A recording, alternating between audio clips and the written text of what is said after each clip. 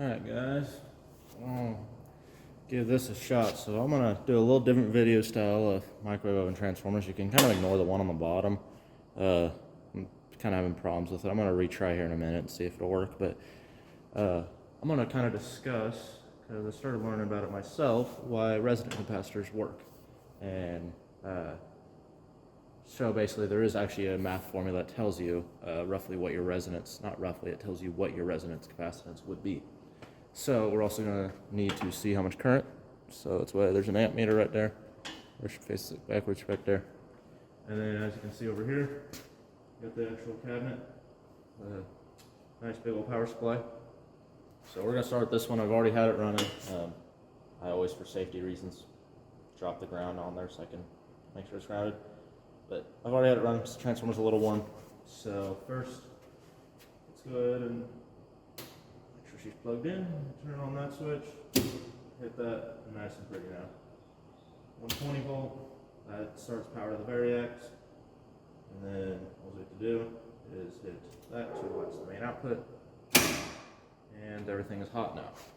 Now there's technically probably only like a half volt, maybe a volt across that right now.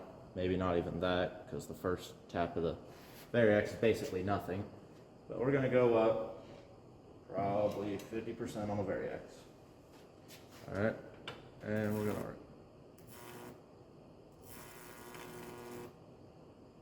And I'm going to reset that amp meter and not do a max. I'm going to do a... We're just going to do an RMS current draw. So that way it's more accurate. So, kick back on the output.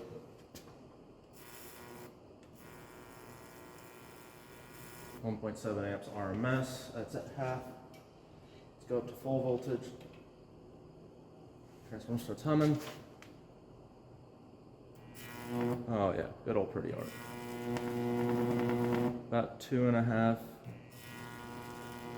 3 amps we'll call it. See the amp meter twitching over there. So let's drop it out. Turn the Variax down. Alright, now we're going to go ahead and kill power of the Variax. It's a little extra safe. Now all I'm going to do is take off this part. Alright, transformer. I'm trying to make sure the transformer isn't getting too warm. So that's actually going to come onto this capacitor.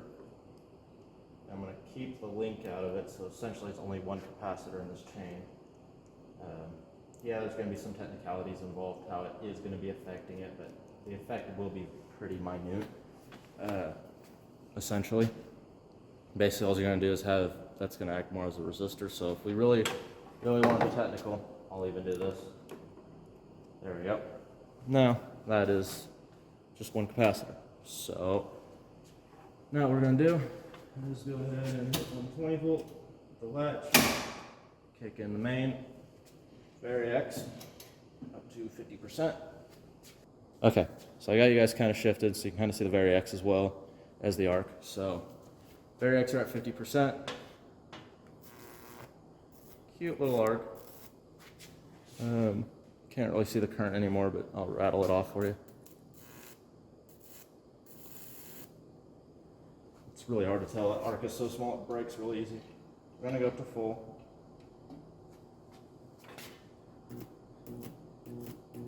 Essentially there is no arc. And it's pulling a ridiculous amount of current.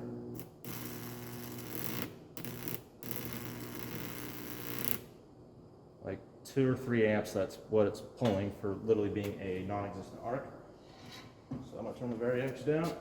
Kill it both ways. Extra safe, Variax all the way down at 0, so technically there's 3 means of safety if you want to be technical. Okay. Now what we're going to do is we're going to, one, hold the lead. Yeah, it's going to be a little hot, but we'll hold it right there to make sure there's as little power as possible. Okay. And now we are going to add the second one in. So now there is 2 capacitors in parallel.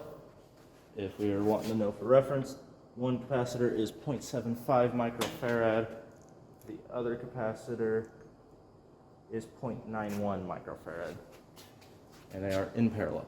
So essentially that you add the capacitance together. So that's going to be 0.66 or 1.66. Sorry, I forgot to carry the one. 1.66 microfarad at that point. So now we're going to kick power back in. Do that. Kick it back in. Go 50%. Already fairly good arc. I'm actually going to use my stick to kick my amp meter so I can see it better. Okay. About 3 amps right now that's drawing. Let's go up to full power. Pretty good size arc probably. 3.8 amps at the highest.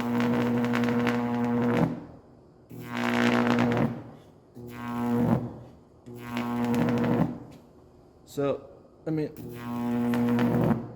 pretty good size arc. Variax back down, pick it up, and we'll turn off everything. Why not? So let me write those, get those numbers kind of written down, or at least memorized. Do the math on it because now I know the actual resistance. We'll assume 3.5 amps running amperage. We'll actually assume 3 amps. So give me 1 second and I will take care of that. Alright, got the math done. I will note that if I am inaccurate in any way, because I do not claim to be completely all knowledgeable, if I'm inaccurate in any way, somebody let me know and I will amend this video. So get the forewarning out of the way. This is to my knowledge and I have so far not found anything that refute it. If you want to take for reference, this is my favorite book I own. It's literally a stupidly thick book called Electrical and Electronic Engineering. And this will take you through everything you need to know. You can see the obituary for a guy I used to know. That's who actually gave it to me. They will go through and they will break it down starting from the very fundamentals all the way down to vacuum tubes, or as they call them, electron tubes. All the way down to that, how inductance works, how capacitance works, how you're supposed to do the math on it. It breaks it all down. It's super awesome. I would recommend if you can get your hands on one. They can be expensive to go through and just read over it. So here's my amazing notebook. This is all on capacitors, different ones. So you have converted into joules, discharge time, dVdt, so voltage change per microsecond, series capacitors, just so it's on there. Snubber capacitor for DRSSTC, dual resonant solid state Tesla coils. But this is one we're interested in, matching capacitors to a transformer rating.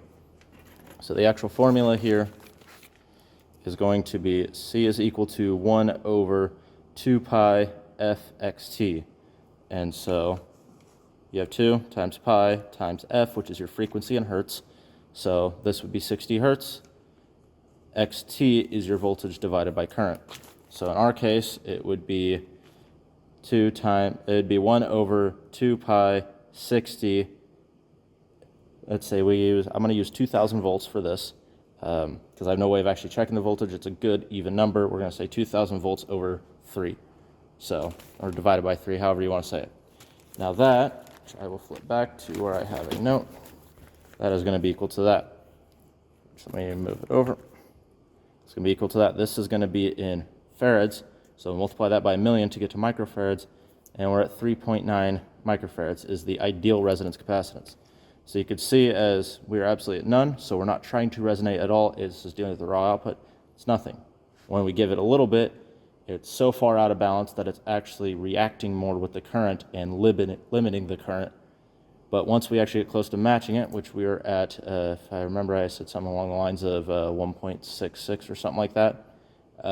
Once we got close to this, which we were only basically 2.3 off of then,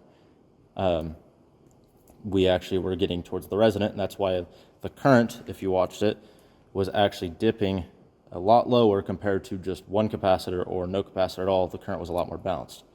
So that is actually roughly how you calculate your resonant capacitors.